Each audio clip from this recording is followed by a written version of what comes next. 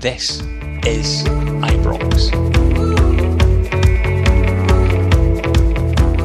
Then comes Mark Warburton. Obviously, he'd made a good reputation for himself down at Brentford. What were your early impressions of him? Impressed. It was right for the word go. Obviously, bringing Big Davy back as well, because he had worked with him at Brentford again, was always going to come back with him, but it was a no-brainer to bring the big man back with him as well. Knows the club, captained the club, been there for 5 years as a player, knew what it was about. Straight away, his cards were on the table about how he wanted to play. There was under no illusion of how he wanted us to play. He wanted to play a certain style. Again, knew what the demands of the club were. It was, he put it out straight away, win the league. Mm-hmm. No, just win it, smash it, get European football back to the club, and ultimately win the league back. That was the steps. Yeah.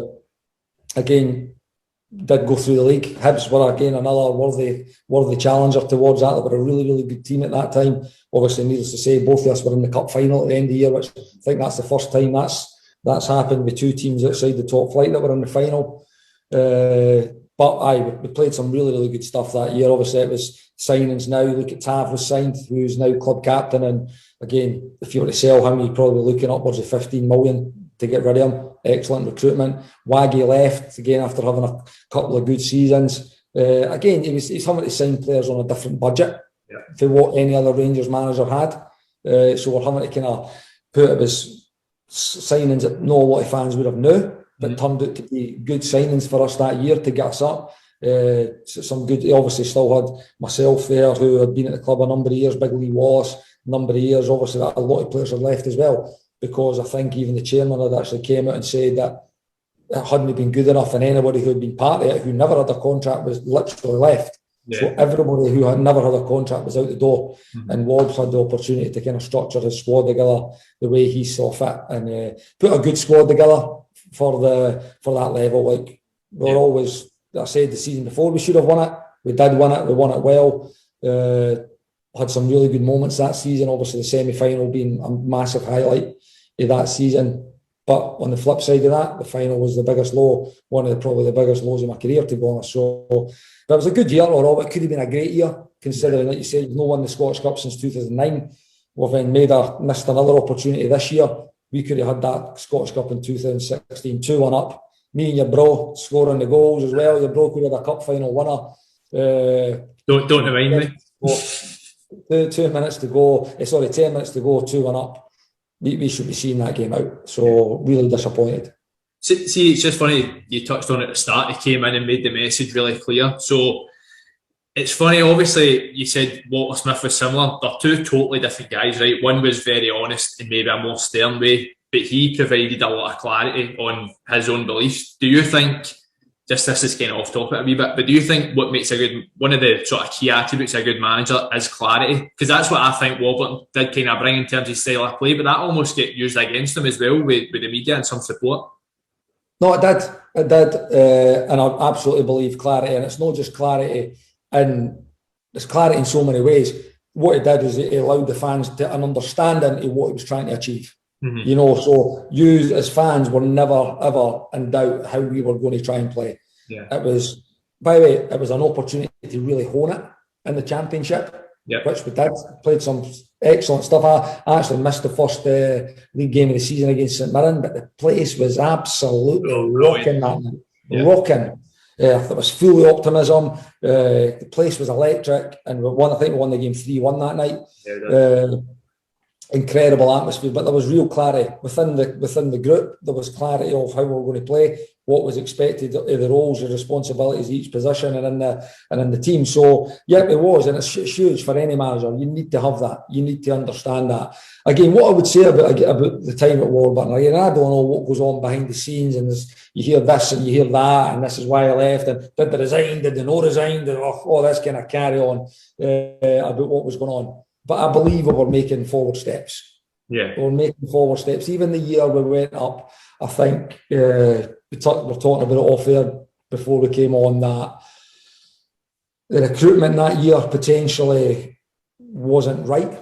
Yeah, but I think Mark Warburton is a very, very intelligent man away from football. He's a very intelligent man, but he knows football, and he recognised that there was potential errors made that summer in recruitment. And I felt he probably did deserve a chance to rectify it. And I do believe, and I still believe, and I'm sure your brother would tell us the exact same, or anybody that was involved in that group, had he not left, I felt we still would have got second that year. By the way, we would have been miles back behind Celtic, right? Because that was their unbeaten year. Yeah. And I've always said, we couldn't judge ourselves based on how many points Celtic have got. We had to judge ourselves based on us. And we should have had more points that year. But I believe if he had still been there, we would have got second that year. I do, but listen, unproven, and we'll never, but I believe we would have. I believe we would have. I think if it means that, I agree with you. And I think that the point you made about how well Celtic done that year probably went against them, I totally agree, because you could even sort of compare that to Celtic was this year. They've kind of fell away a wee bit more, but see, up until January, their points per game was actually quite decent, but we were just that good. And I think that if you look back on that year, realistically, we were never going to get 90 plus points, probably even weren't going to get 80 plus. But if you actually look at the next season, where Tushinia came in, whatever else, we spent a bit of money, we were 3 points better off.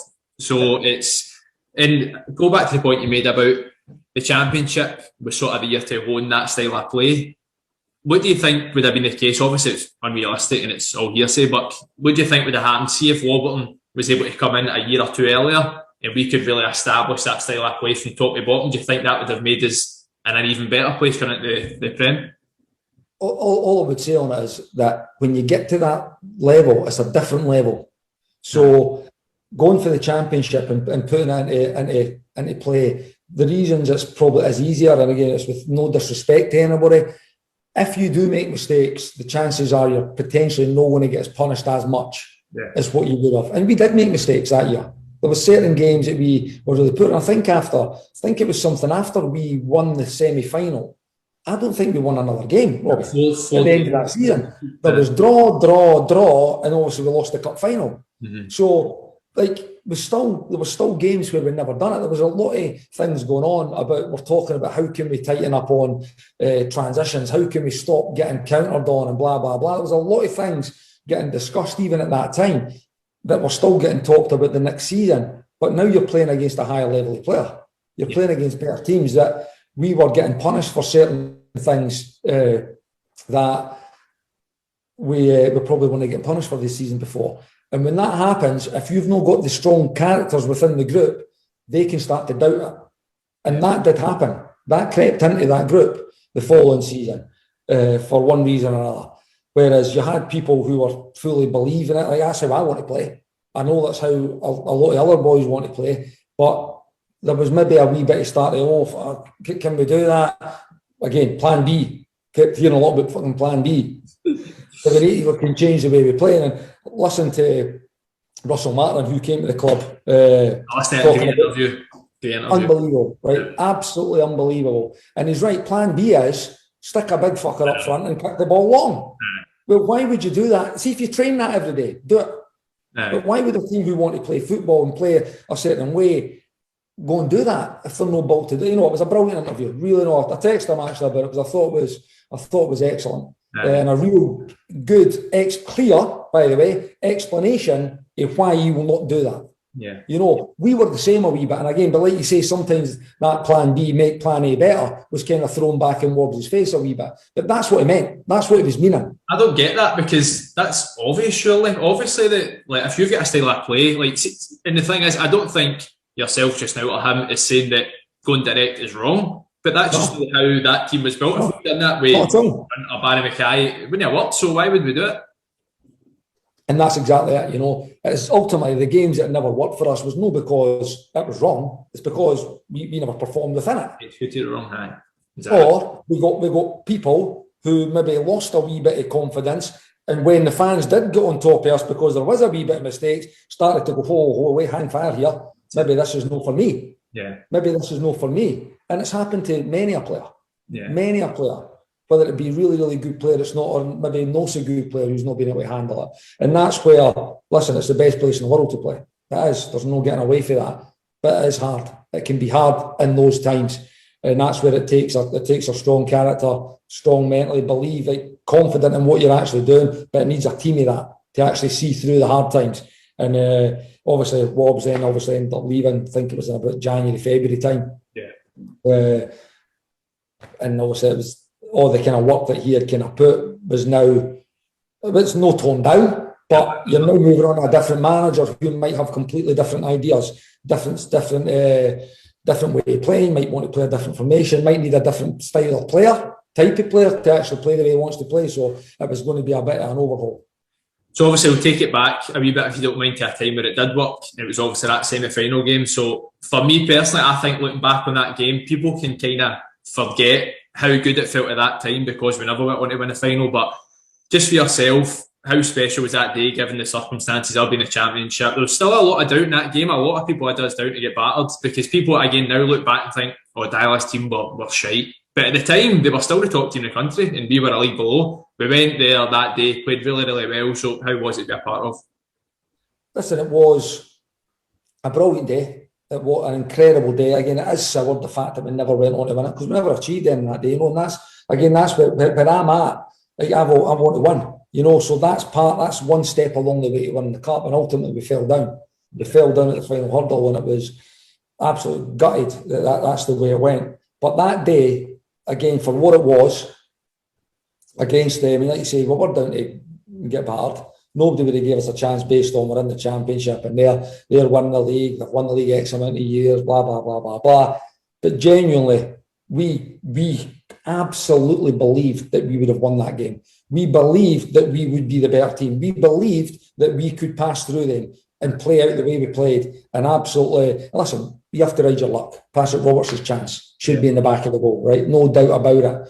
But we were the better team that day. We were the better team, played better stuff. We had a better idea of what we were actually doing, better structure. We knew. Again, me and Waldo were together the night before. And Andy will have told you about Waldo. I don't know if you ever spoke to him. The big man loves his football. You know, football daft, loves his coaching. Great guy. Me and him were up on the suede headboard with X's and O's, working out what was going to be happening the next game night. Honestly, salt and peppers, brown sauces and ketchups were all over the table.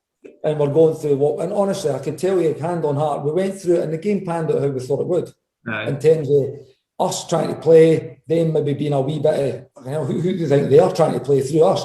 And then we'd get Big Beaton coming out recklessly, headless chicken, try to press you, and you pass round them. The ball ends up switched. Barry Mackay puts over the top for me. I got a touch, and Craig Gordon has to make a really good save. Yeah. But that's the way we played that day. So we believed that's how the game would go. We believed we would be able to implement our game onto them, which we did. Yes, they've got good players. Yes, we have to ride our luck at some points because they are a good team. They did have good players. They were always going to have opportunities to score. But I think at the end of it, the best team won on the day. Yeah, it went to penalties, but I think the team that deserved to won that game. Absolutely, mate. And as I said, my memories of that day alone, it was unbelievable, just given the circumstance and how we played. So I think as a Rangers support, everybody was well on board with the sort of Warburton thing at that time. So to see it kind of come to fruition on the biggest game of the season was excellent. But one of the biggest things for me is, right, and this is where like players come and go and coaches come and go and things. But like I said before, when you've got guys and staff members that have been at the club for numbers and numbers of years, and I said it's one of the biggest things that I didn't like the way it finished, that I never actually even got to see these people again or say it your own. Thanks, by the way. Thanks to them for looking after us for all these years. You know, kitchen staffs, people are about Murray Park or Ibrox, Big Glavy, Stevie Walker, the Fizz, all these guys that have been there over the course and distance, yet been through the hard times, been on all the journey, and now the happy days are back. But I remember that day, Big Lavy was like, I'm sure he was bubbling. He was bubbling like a big wave. And I looked at him and I thought, you know, that's what it means, you know. That's what it means. So I meant a lot that day. Yeah, but listen, we never went on to finish the job. But you seen what it meant to people, and it was a special day. Like, it was emotional. It was an emotional day because it was just like, you know what? Well, again, it probably played a part in what happened after with them, who they appointed, how they appointed them, and what came next. But great day, great result. Like I say, just disappointed that we never finished the job. Fire's raging, I'm shaking. You wanna go out? I wanna stay in.